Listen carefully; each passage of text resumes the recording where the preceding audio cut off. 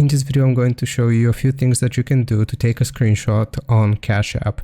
If it gets blocked because of security reasons or it just doesn't appear on the screenshot, here's what we can do. So the first thing that I suggest doing, you can use another phone camera to screenshot or take a picture of whatever you need on Cash App. So for example, if I want to screenshot my code here, I'll just point my camera and take a picture of it.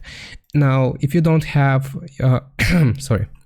if you don't have a phone nearby, but for example, you have a PC, you can get an emulator like I have it right here, and you can open it up on an emulator on a PC.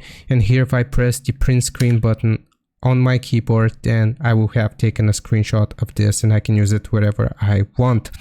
And that's basically it. Also, if you're using a PC, you can, and you have a webcam on it, you can point the webcam and use the camera feature to take a screenshot or take a picture. So that's what I can suggest doing. Leave a like and sub. I'll see you next time.